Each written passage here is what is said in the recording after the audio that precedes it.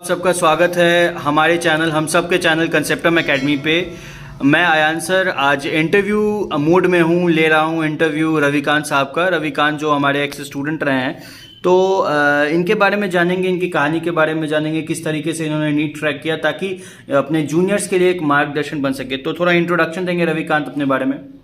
Sir मेरा नाम हुआ रविकांत प्रियदर्शी। मेरा गांव का नाम हुआ बगाही, जो कि सकरा में है, जो मुजफ्फरपुर डिस्ट्रिक्ट में ही पड़ता है। और आपके पिताजी का नाम क्या हुआ? सर मेरे पिताजी का नाम हुआ लेट राम नारायण शास्त्री जी। और माँ का नाम आपकी? सर पुनीता कुमारी। आपका नीट का स्कोर क्या हुआ, पहले ये बच्चों को बता दीजिए। सर मेरा नीट का स्कोर है 639। 639 out of 720, that is great. और और बायोलॉजी का स्कोर आपका क्या है? बायो का मेरा स्कोर हो गया 350। अच्छा, 350 आउट ऑफ 360। सुन लें आप लोग, 350 आउट ऑफ 360, बहुत बढ़िया रिजल्ट है। समझिए कि बस 2 क्वेश्चन इनका गलत हुआ होगा, इस आधार पर 350 आया होगा। अच्छा, आप ये बता सकते हैं कि अच्छा कंसेप्टम एकेडमी आयान सर को ही क्यों चुना आपने बायोलॉजी के लिए? सर हमारे इधर से सकरा जो कि है, वहाँ पे तो एजुकेशन का उतना फैसिलिटी है नहीं। 10th तक में मुश्किल से हो पाता है, तो 12th के लिए बहुत सारे बच्चे यहाँ पे आते थे। तो उन्हीं के माध्यम से हमको पता चला जो यहाँ पे आयन सर पढ़ाते हैं। तो शुरुआत में हम वही ट्रेन के माध्यम से ही यहाँ पे आया करते थे। तो ट्रेन से आना जाना काफ़ी स्ट्रगल होता था, जो मैं देखता भी था। खैर, आप ये बताएं कि आयान सर को जब आपने चुनने के बाद आपका अनुभव क्या था? जी सर, शुरुआत में तो हम सोचे थे जो पहले देखते हैं कहाँ पे डेमो लेकर देखते हैं। देखते हैं, फिर दिए। तो फिर पर्सनल अटेम्प्ट जो होता है, बच्चों का पर्सनल केयर वहाँ करके सर जो मतलब शालीनता से जो पढ़ाते हैं आप, तो ये हमको अच्छा लगा। और ये जो सर का जो मॉड्यूल है, ये भी मतलब वन ऑफ द बेस्ट मानेंगे यहाँ पे जी। तो क्यों ऐसा, आप ऐसा क्यों कह रहे हैं कि ये जो बुक है मेरा मॉड्यूल है वो बेस्ट क्यों है, ये आप बताएं बच्चों को। सर मेनली तो इसमें जैसे थ्योरी हो गया, तो थ्योरी तो थोड़ा ऊपर टफ लगता है। हाँ, थ्योरी तो एनसीईआरटी से भी हो जाता है। हाँ, थोड़ा एवं भी रहता है, तो वो तो हर लगभग सारे बुक्स में ऐसा होता है। और लेकिन इसका जो क्वेश्चन आंसर, और इस बार जो मेनली जो इस बार एसर्शन रीजन बहुत सारे पूछा गया है। तो एसर्शन रीजन और सब बुक्स कवर नहीं करते हैं, लेकिन इसमें एसर्शन रीजन का एसर्शन रीजन और पीवाईक्यू ये सब भी, हाँ, प्रीवियस ईयर भी जो इम्पोर्टेंट रहता है। तो इसमें सर हर में अच्छा खासा। अच्छा, इसमें जो चैप्टर नंबर 4 है एनसीईआरटी एक्सट्रैक्ट, जो सिर्फ एनसीईआरटी के क्वेश्चन है, उस वो कितना फ्रूटफुल रहा आपके लिए? सर अभी तो पूरा एनसीईआरटी 100% आ रहा है। तो एनसीईआरटी का जितना एक्सट्रैक्ट निकला वो तो करना मतलब क्या बोले, कंपलसरी ही है, वो तो थोड़ा भी छूटना नहीं चाहिए। अच्छा, मेरा कुछ आप मेरिट और कुछ डिमेरिट बता सकते हैं पढ़ाने के पॉइंट ऑफ व्यू से? कुछ मेरिट बताएं और उसके बाद डिमेरिट बताएं। मेरिट सर जैसे आपका बायोटेक्नोलॉजी में पकड़ हो गया, तो सर मेन तो बच्चे बायोटेक्नोलॉजी से बहुत घबराते हैं। हम लोग भी शुरुआत में लग रहा था कैसे ये सब होता है। और तुम, जैसा कि हमको याद है, तुम जेनेटिक्स में भी घबराते थे, chapter number 5 principle of inheritance में। वो चैप्टर कैसा गया था? वो सब जिसमें मैथ्स थोड़ा सा लगता है, तो उसमें तो हम लोग बायोलॉजी वाले थोड़ा घबरा जाते हैं। तो उस पे तो वहाँ पे तो टीचर का रोल होता है। तो वो कैसा रोल रहा था? तो सर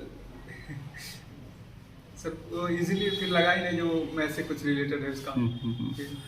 अच्छा, अब ये बताएं आपकी जो आप कितना घंटा सेल्फ स्टडी करना ज़रूरी है बच्चों को इन सब के दरमियान, जब आपका एक गोल फिक्स हो चुका है कि हमें डॉक्टर बनना है, आपने सपना देखा, आपके समाज ने को आपने सपना दिखाया, माता पिता को, टीचर्स को, खुद को, तो इन सब को पूरा करने के लिए क्या होना चाहिए, क्या स्ट्रैटेजी होना चाहिए, क्या सेल्फ स्टडी का ड्यूरेशन होना चाहिए? शुरुआत में तो पहले जो क्लास अटेंड करके जो टाइम मिलता है उतना में करें, और फिर जब उसको धीरे धीरे बढ़ाएं। जैसे शुरू में 10th में तो हम लोग हंसते खेलते रहते हैं, उतना फोकस नहीं रहते हैं। फिर 11th में जब हम लोग जाते हैं तो पता चलता है जो कितना ज़्यादा हम लोग करना है। तो वहाँ से धीरे धीरे करके टाइम बढ़ाना होगा सेल्फ स्टडी का। फिर लास्ट में जाके सिर्फ आपको खाने और सोने के अलावा। आप कितना घंटा पढ़ते थे सर? लास्ट टाइम का या शुरुआत का बताएं? पहले शुरुआत का बताएं आप। पहले शुरुआत में तो सर वही 4 to 6 आवर।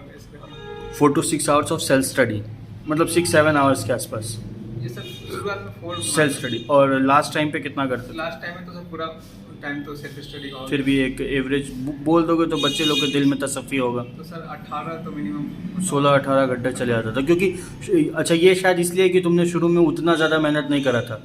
हाँ सर, शुरुआत में थोड़ा यानी शुरुआत में अगर करते तो 12 घंटा 14 घंटा 15 घंटा का एवरेज ले सकते थे। एवरेज ले सकते वो ये मैनेज करने में हाँ मैनेज करने पे, मतलब आपको ये कहने का अर्थ ये है कि ये लक्ष्य, ये जो सेल्फ आवर का स्टडी है 10 आवर प्लस तो होना ही चाहिए, 10 आवर प्लस। लेकिन इसके और ऊपर बच्चे कितना भी- करते हैं नहीं करते वो बच्चे टू बच्चा डिपेंड करेगा। क्लियर है चीज, मतलब 10 आवर्स टू 12 आवर्स तो नेसेसरी More है। than enough है वो। हाँ, और अगर शुरू से करते तो 10 शुरू टू से 12 करते आवर तो- इनफ है हाँ। हमेशा लास्ट तक भी, है ना। अच्छा वो डिपेंड करता है जो टेस्ट में कितने मार्क्स आ रहे हैं उसके अच्छा, अनुसार तुम्हें आप- याद होगा मैं हमेशा एक चीज़ बोलता था कि एक बुक को 10 बार बनाओ, 10 बुक को एक बार ना बनाओ, तो ये चीज़ आपको याद है, ये कितना फ्रूटफुल रहा था? सर ये तो हम शुरू से बहुत बहुत बच्चे करते हैं, ये बुक ले लिए, वो ले लिए, कुछ फॉरेन राइटर्स का बुक ले लिए और वो बनाने बैठ गए। तो आज के माहौल में मतलब जिस टाइप का क्वेश्चन आ रहा है एनटीए द्वारा, तो जेईई मेंस एडवांस में भी अब पहले होता था जो रेशनिंग के लिए डीएसए बनाते थे, तो अब वो वाला जमाना नहीं रहा। तो अब एनसीईआरटी को बेस मान के क्वेश्चंस बनाए जाते हैं। तो अब एक बुक पकड़िए आप, जो भी पकड़ रहे हैं उसको जितना बार मल्टीपल, क्योंकि क्वेश्चंस तो उसी से आने हैं। तो एनसीईआरटी का जो बायोलॉजी है वो आपने कैसे पढ़ा था? सर एनसीईआरटी तो पहले तो नोट्स देख लेते थे, और फिर नोट्स में तो होता है सर थोड़ा ऊपर का भी होता है। तो नोट्स में तो एनसीईआरटी का वाला मार्क कर लीजिए कि इतना एनसीईआरटी है। लास्ट टाइम में मतलब शुरुआत में तो आपका नोट्स का पूरा करना है। अच्छा, एनसीईआरटी कितनी दफ़ा पढ़ा था आपने? सर टोटल तो 20 प्लस होगा। 20 या 30 प्लस आपने लास्ट टाइम बताया था। मतलब वो काउंट नहीं है, काउंट नहीं है, मतलब अगर लास्ट मंथ में तो आप इतनी दफ़ा पढ़ा है कि बस याद हो गया। हाँ इतना जो पूरा कौन सा मतलब क्या टर्म कहाँ पे है, हम आंख बंद करके खोल सकते थे। हाँ, तो आप समझ सकते हैं कि कौन सा टर्म कहाँ पे है। ये बताने के लिए आपको जितनी दफ़ा पढ़ना पड़े आप पढ़ लें, कि नींद से भी कोई उठाया तो पूछ दे कहाँ है भाई, ब्रायोफाइटा कौन से में है, तो ये आप बता दें। सबके लिए भी हाँ। आना चाहिए जो आपको जो हाँ ये टर्म। अच्छा, स्टूडेंट्स को शॉर्ट नोट्स बनाना कितना ज़रूरी है? सर शॉर्ट नोट्स तो क्या बोले हैं, या एनसीईआरटी इनफ है, उसमें जो पेजेस में साइड में दिया रहता है वो कर सकते हैं? हम तो मतलब शॉर्ट नोट्स पे उतना नहीं किए थे, लेकिन लास्ट टाइम में जो होता है ना, आपको 1-2 दिन पहले पढ़ाई छोड़ के, तो उसके लिए शॉर्ट नोट्स वो भी 1 से 2 पेज में, 1 पेज में ही होना चाहिए। मतलब 2 साइड्स कंप्लीट हो जाना चाहिए 1 चैप्टर का। मतलब तो एक पेज में लास्ट complete। दिन में जो 2-3 दिन बचता है उसमें पढ़ने से अच्छा जल्दी। अच्छा, बायोलॉजी की चीज़ें याद नहीं हो पाती बार बार, बच्चों लोगों का ये रहता है वर्ड स्टफ रहता है, उसका क्या कर सकते हैं? तो सर वर्ड्स वो तो सर उसका जैसे जो डिफिनेशन से याद हो जाए, तो उसको उसका डिफिनेशन याद कर लीजिए तो वो हो जाएगा। और कुछ है तो उसको मल्टीपल टाइम्स पढ़ने से खुद याद हो जाएगा। और 50 टाइम्स 100 टाइम्स। अच्छा, क्योंकि आज हमारे पास समय नहीं है उतना ज़्यादा, हम कभी एक इंटरव्यू वाले सेशन कभी और करेंगे। आप ये बताएं कि जैसे ये तो हो गया, टेस्ट सीरीज का क्या रोल होता है? सर टेस्ट सीरीज तो मतलब क्या बोले, बहुत ज्यादा क्रूशियल हो गया। पढ़ने से एक तो होता है आदमी देख रहा है, जैसे हम क्रिकेट खेलने जा रहे हैं तो सिर्फ खेल रहे हैं, लेकिन मतलब सिर्फ करके नहीं, जब तक मैच प्रैक्टिस नहीं हो, ऐसे करना है, इधर शॉट मारना है, किस सिचुएशन में कैसा खेलना है ग्राउंड में, तो वो आपको एक तरह से ग्राउंड हो गया, प्रैक्टिस मैच के टाइप का हो गया। कितना प्रैक्टिस कर रहे हैं। टेस्ट सीरीज में अगर कभी कम मार्क्स आ जाए तो क्या उससे बहुत ज्यादा हताश होने की शुरुआत में तो कम ही आता है, कम से ही शुरुआत होता है, फिर धीरे धीरे मतलब डिमोटिवेट होने से अच्छा है जो उस पर फोकस करे कहाँ पे कमियाँ रह गए इस पे, क्योंकि डिमोटिवेट होने से कुछ फायदा है नहीं। चलिए रवि, बहुत अच्छा लगा आपसे बात करके। आज थोड़ा समय की कमी है तो आज हम लोग इतना ही बात कर पाएंगे, और भी बहुत सारे डाउट्स होते हैं, वो एक और सेशन कभी हम लोग नवंबर के फर्स्ट वीक में करेंगे। हाँ सर, उसके बाद तो मेरे पास वो क्या बोलते हैं, हाँ, और अभी आप काउंसलिंग में भी बिजी हैं और हम तो सुपर बिजी रहते हैं। कॉलेज का मेरे पास बैच भी रहेगा। जी, बैच तो के साथ भी किया जाएगा। क्या बात है, मज़ा आ जाएगा फिर। तो चलिए, आप सब जनता के लिए आप लोग कमेंट करके बता सकते हैं कि क्या आपका कोई सवाल है या कैसा लगा आपको, रवि भैया कैसे लगे, उनका प्रिपरेशन, या आपको कुछ पूछना हो तो आप बता सकते हैं। जय हिंद, जय भारत, धन्यवाद।